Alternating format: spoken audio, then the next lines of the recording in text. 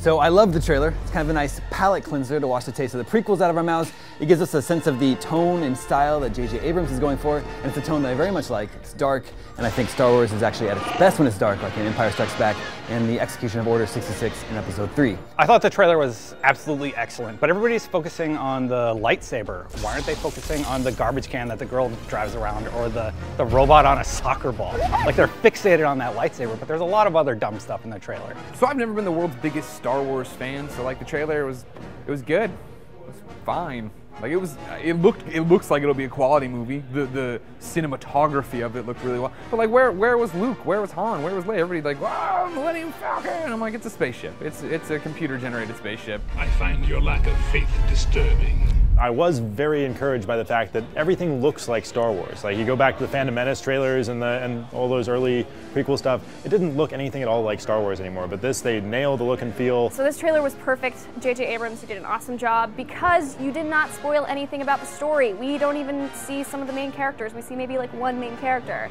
The thing that I was most excited about was the fact that it opened up in the shot. I think it's Tatooine, I hope so. And all of a sudden it's John Boyega pops up in a stormtrooper outfit. So you're like, oh, John Boyega, haven't heard much about that guy. Well, if you haven't seen a little film called Attack the Block, you gotta do yourself a favor. Go see that movie. It's awesome. He's awesome in it, and it's gonna be great for the movie.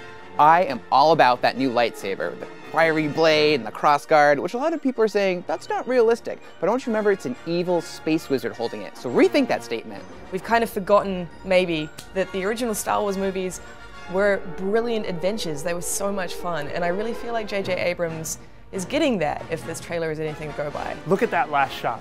Oh my God. So you see the Millennium Falcon sort of twisting and turning, and you are either the cameraman struggling to keep up or the TIE fighter chasing it. It didn't matter. It looked so good. Just from the teaser, you can really tell it looks real. It looks like actual sets and actual X-Wings and all real things. It looks very grounded, which the original trilogy managed to do. I did like that it was a teaser in the classic sense. It gave you just enough to kind of whet your appetite and set the stage for what's to come. Star Wars to me ended with that fake guy playing Darth Vader and going like, oh no, and that was it. I was like, this franchise is dead and over. So I'm so glad it's in capable hands. Great kid, don't get cocky. The thing that stuck out to me the most was the fact that it looked like it was a real place, unlike the prequels. When John Boyega gets up in the desert, it looks like it was shot in the desert. When the Sith Lord is walking through the snowy forest at the end, it looks like they filmed it in a forest. Up until last week, I've been a little reserved about Star Wars. I've held a little bit back, if you will.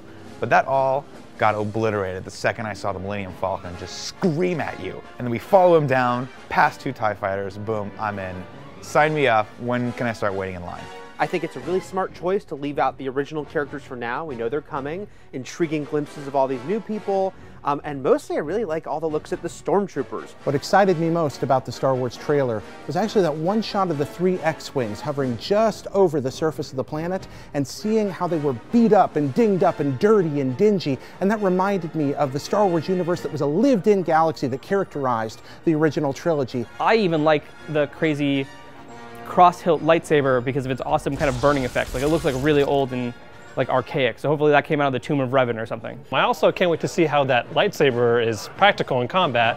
Looks a little odd, but hey, as long as they're going there, let's take it even one step further, J.J. Abrams. Let's make lightsabers that, you know, shoot guns, or they have lightsaber whips, or get a lightsaber axe, or just have a gun that shoots lightsabers. That boy is our last hope. No, there is another. Scruffy-looking Nerf herders, this trailer has me so pumped. It takes us back to the familiar staples of the original trilogy, yet introduces fresh and exciting new things that you'd never expect. Like R2-D2 is a father, and that medieval lightsaber that seems so powerful that it needs exhaust ports. You already get a sense of the frenetic energy and momentum that J.J. Abrams is bringing, and he shot the thing in 70mm IMAX. I'm super excited to see who Andy Serkis's character will be. Have you felt it? And I can't wait for Harrison Ford to return as Grumpy Grandpa Solo. My one question though is, what happened to the Empire?